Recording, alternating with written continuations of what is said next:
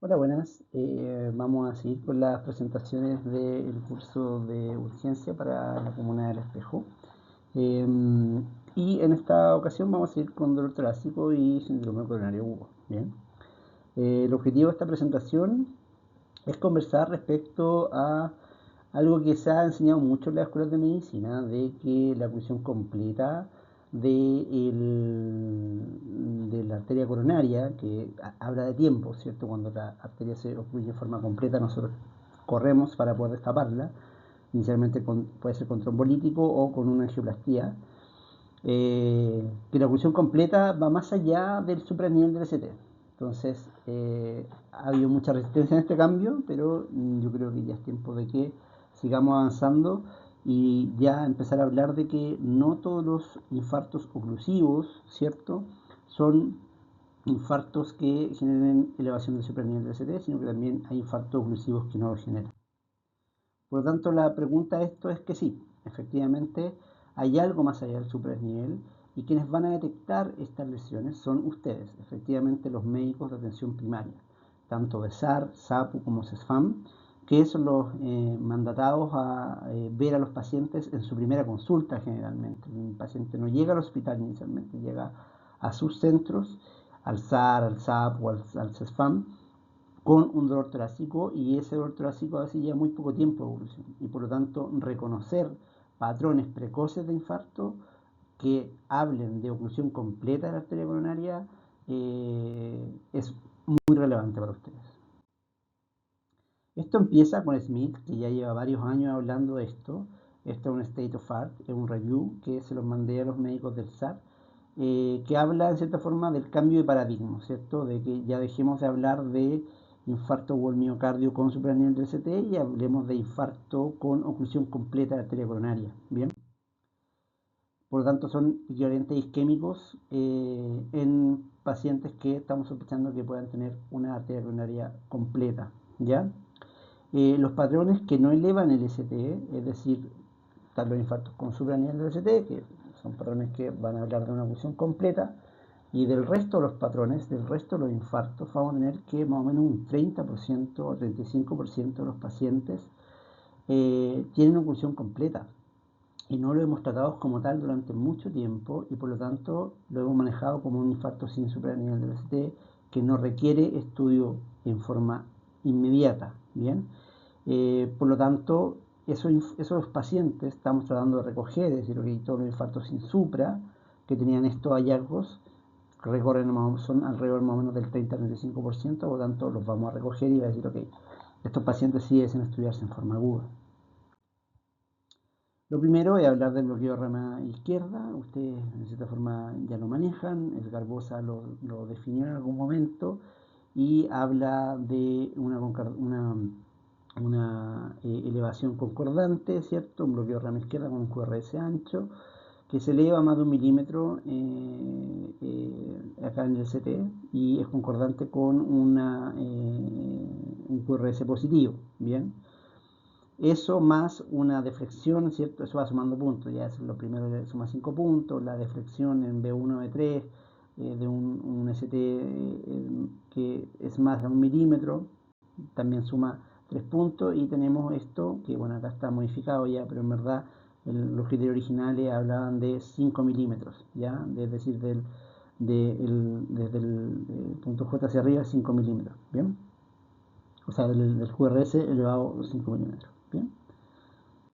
Entonces, se hizo una modificación que lo hizo el mismo doctor Smith, quien ha tratado este tema durante mucho tiempo y dice, ok, en verdad los criterios de Garbosa son específicos, estamos hablando de un 90% de especificidad cuando aparecen, pero tiene una muy mala sensibilidad, es decir, de todos los bloqueos de rama izquierda, la sensibilidad es del 30-36%, por lo tanto, no son tan sensibles, se nos estaban yendo muchos infartos que estaban efectivamente con criterios de Garbosa positivos, los Garbosa más positivos, y vamos a ir a buscar el resto de ese porcentaje que no estamos detectando al momento que se presenta con un dolor torácico típico.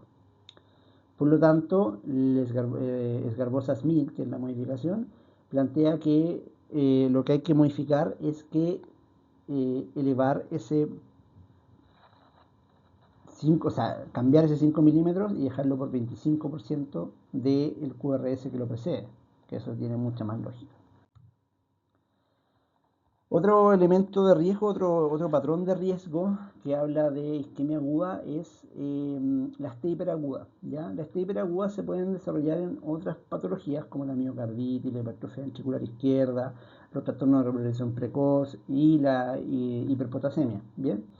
Sin embargo, las T hiperagudas que son de origen isquémico tienen algunas diferencias. Esas diferencias, ¿cierto?, son que tienen una base ancha, son T alta obviamente, base ancha, y son asimétricas, ¿ya? En la reflexión final acá son un poco más redondeadas que las de las hipercalemias, ¿bien? Entonces, y aparte que tiene que ser concordante con la clínica del paciente, es decir, viene un paciente con un dolor torácico típico, por ejemplo, y tú le ves en el electro y está hiperaguda, entonces la probabilidad de que ese paciente esté en una fase precoz de un infarto es muy alta y que esa lesión sea una DA cuando están las precordiales también es muy elevada. Por lo tanto, ¿qué vamos a hacer con este paciente? Uno, presentar la hemodinamia, decir, oye, acaba de llegar un paciente con tales factores de riesgo, con tal clínica y con este electro, y le voy a repetir un electro a los 10 minutos, ¿ya? Y le vamos a hacer un electro seriado. Y la idea es que cuando lo presentemos hemodinamia sea con intención de que presentarlo con un equivalente a un supranivel de la CT, una oclusión completa de la arteria coronaria. Bien, por lo tanto hay que actuar en consecuencia. Se presenta hemodinamia, se presenta al hospital y se deriva ese paciente en SAMU idealmente, a menos que el médico receptor te diga que puedes mandarlo así nomás, ¿bien? Si no, siempre en SAMU como un infarto con supra. ¿Qué es lo que vamos a hacer mientras tanto? Le vamos a ir tomando electrocardiogramas cada 10 minutos porque probablemente ese infarto está tan hiperagudo que va a ir cambiando y va a ir apareciendo el supra durante la evolución, ¿bien? Las T de Winter, ya que también las T de Winter aparecen en las precordiales, ¿cierto? Y por lo tanto hablan también de un infarto de pared anterior, en general de la descendente anterior, que ellas tienen una deflexión inicial, es decir, un infra acá abajito, como una deflexión del punto J, un infradesnivel que se eleva mucho hasta acá arriba, ¿ya? Genera una especie de T hiperaguda, pero esta no es una T hiperaguda como tal, porque no, su punto J está más abajo, por lo tanto empieza de abajo y sube, ¿bien? Por lo tanto, esta imagen es altamente sugerente de un infarto, ¿ya? Este es un infarto agudo en evolución. Y este es un supradesnivel, este es un infarto oclusivo. Por lo tanto, tiene que ser presentado en esas condiciones al hospital y al hemodinamista para que lo estudie. Ya ese patrón no se nos puede ir. Las T de Winter tiene un 90% de probabilidad de que el paciente tenga un infarto agudo del ascendente anterior. ¿Bien? Síndrome de Behrens, ya. El paciente que tiene el síndrome de Behrens, ya, esto hay que definirlo súper claro. El síndrome de Behrens es un paciente que tuvo dolor torácico opresivo, que llega al servicio de urgencia y dice, verdad, ya no tengo dolor, se me pasó, ya no me duele casi nada.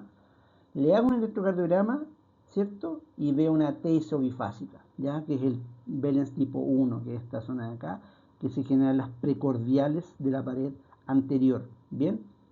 Y el síndrome de Behrens tipo 2 es una T negativa profunda, ¿bien? Que también se generan las precordiales de pared anterior, o sea, las precordiales, claramente.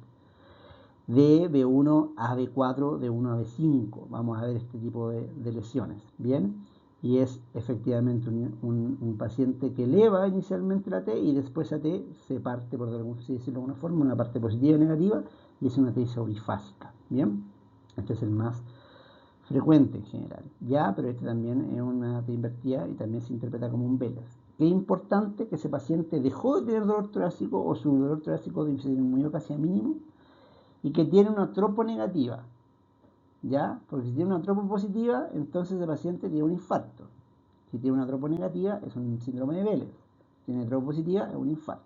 Por lo tanto, tiene que cumplir criterios. El paciente ya no tiene dolor o se lo redujo al mínimo y tiene una tropo negativa, ¿ya? Ese paciente tiene un 90% de probabilidad de tener una lesión crítica del ascendente anterior. Por lo tanto, ese paciente se manda al hospital no con un infarto en evolución, pero sí con un paciente que tiene que ser hospitalizado y ser estudiado hospitalizado porque tiene una probabilidad alta de tener un evento cardiovascular mayor. Por lo tanto, ese paciente se manda ya al hospital. Siempre, siempre. ¿Ya?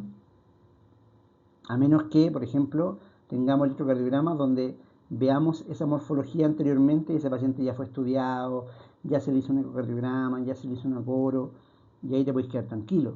Pero si no tenemos ese antecedente, entonces el paciente se deriva al hospital. El patrón de la bandera de Sudáfrica, muy temido por cierto. Este patrón, mira, en esta presentación es un poco evidente, de hecho es bien evidente que es un infarto agudo con supradesnivel. Y es un patrón que muestra una elevación del segmento ST en ABL, ¿cierto? O sea, en D1, en ABL y en B2, ¿ya? Como ven acá, infarto acá, en D1, ABL y B2. Por eso se llama Sudáfrica, porque sigue como es ahí, ¿bien? Y además presenta un infradesnivel en D3. Entonces, ¿de qué habla este patrón? Es un infarto de la circunfleja, ¿ya? O sea, de la primera diagonal, perdón, no de la circunfleja, de la primera rama diagonal de la arteria ascendente anterior, ¿ya? Entonces, es un infarto temido, ¿cierto? Que cuando aparece, ese paciente claramente en este electro no hay duda que tiene un infarto, ¿ya? Pero miren el siguiente. Acá, acá está mucho más sutil, ¿cierto? Porque vemos que hay una elevación discreta y acá el infra está más pronunciado, pero la elevación está muy poco pronunciado y uno podría pensar que este electrocardiograma está absolutamente normal, pero tenemos este infranivel bien marcado en D3. Y si es concordante con un paciente que tiene un dolor torácico tipo anginoso, entonces nada, ese paciente se deriva al hospital, se presenta y se deriva. Se manda al hospital, sí o sí, ¿bien? Pero este paciente lo más probable es que tenga una primera diagonal ocluida. Por lo tanto, hay que ir a estudiarlo sí o sí. Entonces, ¿te acuerdan que les dije en algún momento que había un olvidón? Bueno, el ABR, ¿cierto? El ABR siempre se olvida, ¿ya? Es una derivada que está acá, como ven, está con una elevación bien discreta, podría pasar perfectamente desapercibida, pero esta discreta elevación va acompañado de pequeños infradesniveles en estas precordiales, ¿cierto? Acá también. Entonces, este paciente, cuando el ABR se eleva y hay un infradesnivel en el resto de las derivadas, estamos hablando de que probablemente haya un tronco ocluido o una descendente anterior muy proximal ocluida. Bien, por lo tanto, es un infarto muy complejo. O también una enfermedad severa del vaso. Bien, entonces este paciente, si viene con dolor torácico, tiene este electrocardiograma, aspirina, se presenta a hemodinamia, si hemodinamia dice no lo vamos a estudiar de urgencia, se vería perfectamente en un SAMU, pero si te dice, oye, sí, me parece que sí, obviamente se manda en SAMU, ¿ya? Pero este paciente tiene un alto riesgo de tener un tronco o un ascendente anterior bien proximal, ¿bien? Eso, entonces esta presentación es un poco más cortita y la idea es poder recordarles que hay patrones que son de muy alto riesgo y que generalmente los van a ver ustedes y hay que estudiarlos. Ya el paper ya se los mandé, se los vamos a ir subiendo durante el desarrollo de las clases y la idea es que puedan ir detectando estos patrones, los vayan ensayando, los vayan viendo, porque por ejemplo, como les mostré en la imagen del patrón de Sudáfrica, hay uno que es muy evidente, pero el otro es bien sutil. Entonces hay que ir viendo electrocardiogramas para poder familiarizarse con las cosas. Nosotros tenemos un chat donde nos vamos compartiendo electro y yo les voy respondiendo a las dudas si es que tienen algunas dudas, porque a veces los informes por telemedicina no están tan buenos. Entonces yo les puedo ir respondiendo respecto a esos electrocardiogramas que vayan generándose y además vamos mandando una base de datos interesante. Bien, así que eso, pues que estén muy bien. Vamos a seguir con el resto de las clases. Cualquier consulta o duda la van escribiendo y nosotros las vamos respondiendo.